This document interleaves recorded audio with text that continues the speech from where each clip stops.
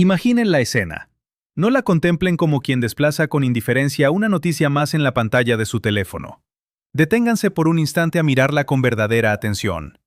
Hoy es 4 de julio, y no se trata de un aniversario cualquiera. Los Estados Unidos de América celebran 250 años desde su fundación, 2 siglos y medio de historia. Es uno de los días más grandes y patrióticos en la memoria de esa nación. Los fuegos artificiales iluminan el cielo de costa a costa, los desfiles recorren las calles principales de miles de ciudades y las banderas cuelgan de cada ventana. Es el día del orgullo de una de las potencias más influyentes que el mundo haya conocido. Y sin embargo, en esta misma fecha ocurre algo inédito en los 2000 años de historia de la Iglesia Católica. Por primera vez existe un papa nacido en los Estados Unidos. Robert Poe, hoy el Papa León XIV, es un hijo de esa misma tierra de Chicago que apaga 250 velas. Lo lógico, lo esperado por las cámaras y los titulares de todo el planeta, sería ver al primer pontífice estadounidense celebrando este hito en su patria, enviando un gran mensaje o rodeado de la gloria oficial de su país. Pero no está allí. En el día del aniversario de su patria, el Papa no está en América. No hay fuegos artificiales ni multitudes aclamándolo a su alrededor. Se encuentra en una pequeña y olvidada roca azotada por el viento en medio del mar Mediterráneo. Un islote llamado Lampedusa, un territorio que geográficamente se sitúa más cerca de las costas de África que de la propia Roma. Y allí, en la jornada más gloriosa de su país natal, este hombre camina despacio entre migrantes. Saluda a personas que llegaron a la orilla sin nada más que lo opuesto y deposita flores sobre las tumbas de hombres, mujeres y niños que se ahogaron en el mar intentando cruzar en embarcaciones frágiles y sobrecargadas. Esta no es una intervención política ni un debate partidista. Es la lectura minuciosa de un gesto radical. Porque la decisión de un hombre sobre dónde colocar su cuerpo en un día en que el mundo entero lo observa es un mensaje escrito directamente en la realidad. La pregunta fundamental que se abre ante nosotros es simple. ¿Por qué? ¿Por qué el primer papa estadounidense de la historia elige alejarse de las celebraciones de la nación más poderosa para arrodillarse frente a las tumbas de unos desconocidos que perecieron en el mar? Para comprender este acto debemos entender primero el espacio físico que ha elegido. Nada en esta decisión es casual. Lampedusa es una isla diminuta de apenas 6.000 habitantes. Perteneciente oficialmente a Italia, representa la primera puerta y el primer umbral de Europa para miles de seres humanos que huyen de la violencia, el hambre y la desesperanza. Cada año, la población local contempla cómo su hogar es desbordado por olas de personas que arriesgan todo en el agua. Y esa franja marítima entre África y la isla se ha convertido con el paso de los años en un cementerio silencioso. Se han registrado tragedias donde más de 300 personas murieron en una sola noche, a pocos metros de la orilla que prometía su salvación. En el cementerio de esa isla existen tumbas de niños marcadas con cruces muy particulares. No están hechas de madera ordinaria, sino de los tablones rescatados de las propias barcas naufragadas. La misma madera que no pudo salvar sus vidas sirve ahora para custodiar sus restos. Y es precisamente sobre esas tumbas compuestas por restos de naufragios donde el Papa decidió posar sus manos. Este gesto contiene además un eco deliberado. Fue en este mismo punto donde el Papa Francisco realizó el primer viaje de su pontificado en el año 2013, denunciando lo que definió como la globalización de la indiferencia, la capacidad aprendida de ignorar el dolor ajeno y dejar que el corazón se vuelva frío ante la tragedia. Hoy, el muelle donde desembarcan los supervivientes lleva el nombre de aquel pontífice. Y en medio de esta geografía del dolor, los habitantes encomiendan sus oraciones a su patrona, Nuestra Señora del Porto Salvo, la Virgen del Puerto Seguro. Pero la elección de este hombre revela una fractura aún más profunda y personal. Como la inmensa mayoría de los ciudadanos de la nación que hoy celebra su aniversario, el propio Papa desciende de una familia de inmigrantes que alguna vez cruzaron el océano buscando un futuro. Además, antes de su elección pontificia, sirvió durante décadas como misionero y obispo en Perú, donde alimentó con sus propias manos a refugiados y conoció de cerca el rostro del desplazamiento humano. La postura del pontífice se sintetiza en una premisa directa, expresada por su entorno más cercano. Dios no pide pasaportes, Dios mira la dignidad de cada ser humano. Esta afirmación coloca la dignidad intrínseca de la persona por encima de cualquier documento o frontera. Sin embargo, esta postura no ha estado exenta de una profunda tensión oficial. La insistencia en este mensaje ha generado un roce evidente y público con los líderes gubernamentales de su propio país de origen, produciendo desencuentros y declaraciones cruzadas. Por un lado, se encuentra la postura institucional que defiende el derecho legítimo de una nación a proteger sus fronteras, mantener el orden legal y velar por la seguridad de sus ciudadanos. Por el otro, la mirada pastoral que insiste en no permitir que el marco regulatorio invisibilice el rostro humano detrás de cada cifra. El conflicto no radica en una simple disputa política, sino en la tensión eterna entre la necesidad del orden sistémico y la preservación de la compasión hacia el individuo. La narración nos sitúa así ante el choque directo entre el peso de las instituciones soberanas y la contundencia de un acto simbólico realizado en la periferia del mundo. ¿Hasta qué punto puede un sistema legal responder al drama humano sin desmantelar sus propias estructuras? ¿O hasta dónde la insistencia en la norma termina por volver insensible a una sociedad frente al sufrimiento ajeno? La fractura abierta en ese islote del Mediterráneo no es una discusión abstracta sobre leyes y fronteras, sino el choque violento entre la fría mecánica de las estructuras y la fragilidad de la carne. Mientras los despachos oficiales y los centros de poder analizan la movilidad humana a través de informes de seguridad, estadísticas de ingreso y balances presupuestarios, la realidad sobre el terreno muestra un panorama radicalmente distinto. En los documentos institucionales se habla de flujos migratorios, de expedientes procesados y de estatus legales por verificar. Se debate la validez de un pasaporte, la vigencia de un visado o la legitimidad de un cruce fronterizo. Pero al pisar la tierra de Lampedusa, la burocracia del mundo se disuelve frente a la evidencia física de la desesperación. El sistema ve cifras que aumentan o disminuyen en una gráfica. El observador atento ve cuerpos exhaustos con la ropa empapada en sal, manos vacías y pechos donde solo habita una esperanza desesperada. La discrepancia entre la narrativa de los informes y la vida de los hombres es absoluta. Los mercaderes sin escrúpulos cobran hasta el último centavo de familias enteras para hacinarlas en embarcaciones que nunca fueron diseñadas para la alta mar, sabiendo que las probabilidades de naufragio son altísimas. Cuando esas estructuras de madera se quiebran bajo la presión del agua, los protocolos oficiales quedan reducidos a nada. El mar no distingue entre solicitudes aprobadas y rechazadas. En las profundidades de esa fosa común en que se ha convertido el tramo marino, los seres humanos se ahogan sin que ningún expediente pueda intervenir. Es ahí donde la lógica del poder colisiona de frente con la lógica del Evangelio. Quienes critican la presencia del pontífice en esa orilla sostienen que el orden, la ley y la protección de las fronteras son deberes ineludibles de cualquier administración soberana. Argumentan que la permisividad total o la omisión de las reglas conduce al colapso de las instituciones y pone en riesgo la estabilidad de los propios ciudadanos. Estas preocupaciones son reales, son serias y merecen un respeto legítimo en el debate de las sociedades libres. Nadie pretende negar la necesidad de regular y proteger, pero la resistencia oculta ante el gesto del Papa surge precisamente porque su acción señala lo que las leyes prefieren no mirar, que detrás de cada expediente rechazado hay un nombre, una historia y una vida irreemplazable. El Papa no acudió a esa isla a dictar políticas públicas ni a exigir el desmantelamiento de las aduanas. Acudió para evitar que la humanidad pierda su alma en el proceso de defender sus normas. Cuando el representante de una institución bimilenaria se inclina ante los restos de una embarcación destruida, está realizando un acto de resistencia silenciosa contra la insensibilidad burocrática. Las estructuras circundantes a menudo no logran comprender por qué un líder de su escala prioriza la memoria de unos ahogados anónimos por encima del protocolo diplomático de su patria natal. La incomprensión surge de una ceguera conceptual. Para el mundo de la política, el valor de una persona suele depender de su ciudadanía o de su estatus legal. Para la visión espiritual que el Papa encarna, el valor del ser humano precede a cualquier estado y es inalienable desde el nacimiento. La historia personal de León XIV refuerza esta convicción.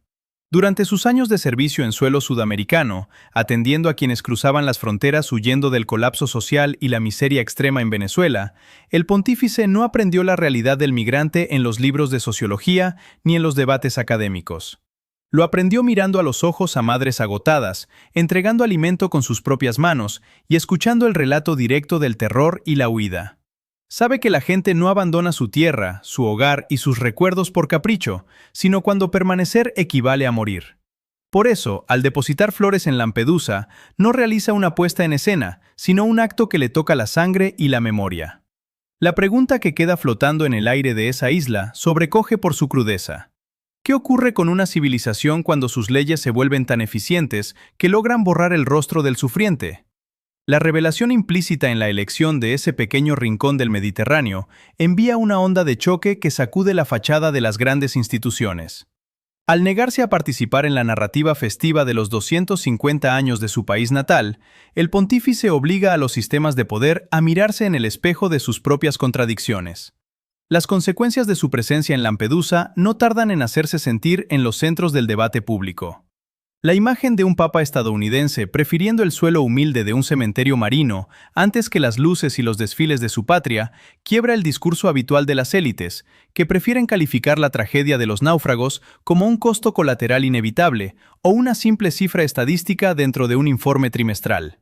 Ante este gesto, las estructuras oficiales y las fuerzas de la opinión pública reaccionan intentando mitigar el impacto del mensaje.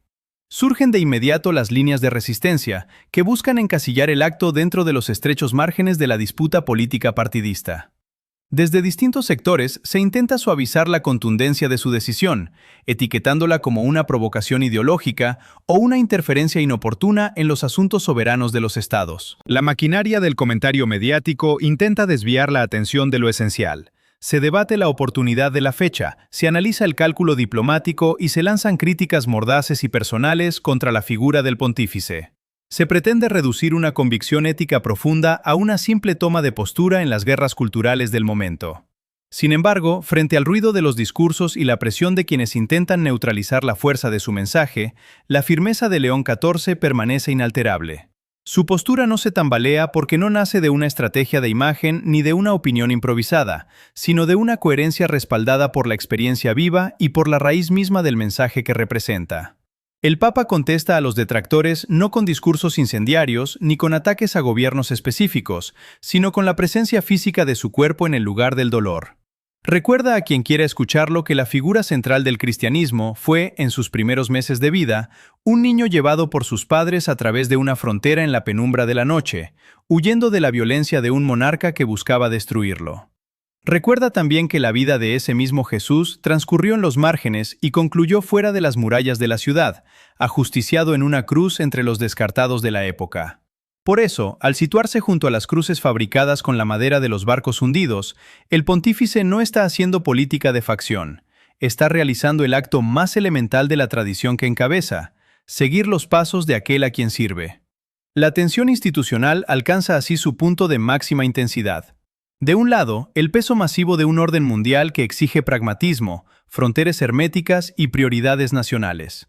Del otro, un hombre solo que, portando el peso de una institución bimilenaria, afirma con su mera presencia que la dignidad otorgada por Dios al ser humano es anterior y superior a cualquier pasaporte, estatuto o frontera dibujada en un mapa.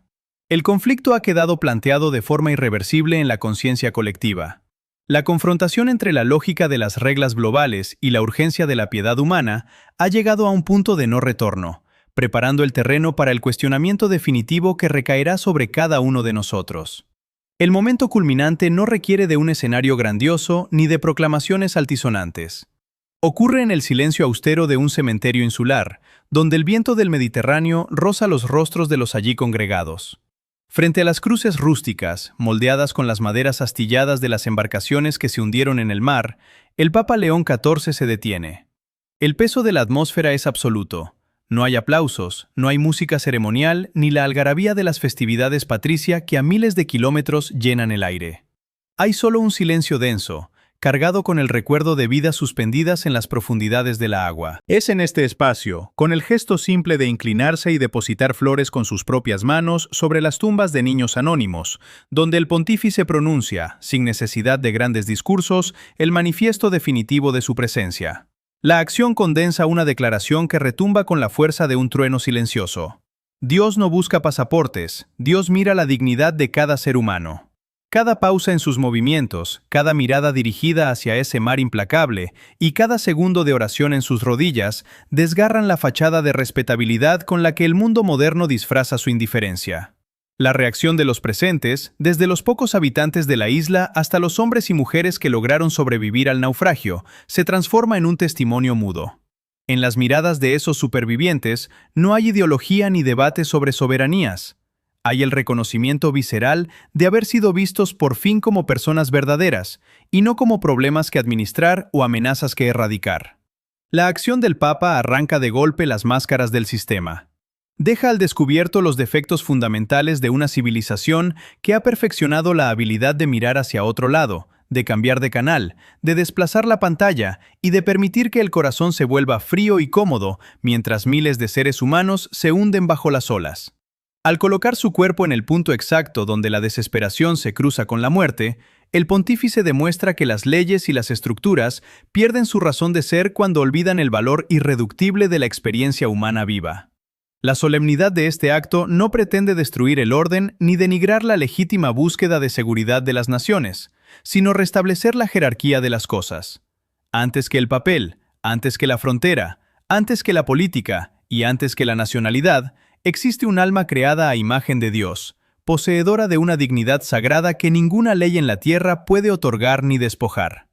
El impacto de este evento cambia las reglas del juego de manera irreversible, porque expone la brecha entre la comodidad de las celebraciones alejadas y la realidad de los que sufren en los márgenes. Al seguir el ejemplo de su predecesor, al señalar la globalización de la indiferencia y al encomendar el destino de estos caminantes a la protección de Nuestra Señora del Puerto Seguro, León XIV devuelve al centro de la conciencia humana aquello que nunca debió ser desplazado: el rostro concreto del hermano, la mirada del necesitado y la certeza ineludible de que el valor de una vida no se mide por la tierra en que ha nacido. Las repercusiones de este gesto sobrio y distante de los focos de la celebración nacional no se evaporan con el final del día.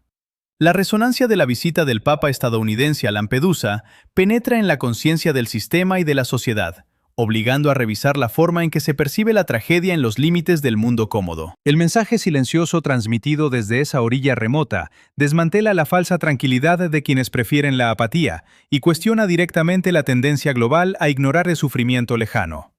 A nivel local, la realidad del islote recibe una transformación concreta que carga de significado cotidiano la memoria de lo sucedido. El muelle donde los migrantes son desembarcados tras ser rescatados de las aguas pasa a ser rebautizado oficialmente en honor al Papa Francisco, consolidando el hilo de continuidad histórica y espiritual entre quienes han acudido a ese punto, no para emitir condenas ni buscar victorias políticas, sino para romper el cerco de la indiferencia. Para los 6.000 habitantes de Lampedusa, acostumbrados a ver cómo las olas de desesperados llegan año tras año a su pequeña comunidad, la presencia del pontífice valida la piedad callada con la que han acogido a los náufragos y han transformado los restos de madera de los barcos destruidos en cruces para señalar las tumbas de los niños ahogados. Para los propios migrantes, aquellos seres vulnerables que tocaron tierra con nada más que la ropa mojada sobre la piel y la esperanza en el pecho, la escena adquiere un valor existencial. Ya no son solo cifras de una crisis o números en un informe fronterizo. Son reconocidos en su dignidad sagrada e indestructible. La enseñanza central derivada de esta decisión se traslada ahora del ámbito de la gran política internacional al espacio íntimo del corazón de cada persona. La lección de este día no exige viajar a una isla perdida en el mar ni cruzar océanos. Los náufragos de nuestra propia existencia se encuentran mucho más cerca de lo que estamos dispuestos a admitir.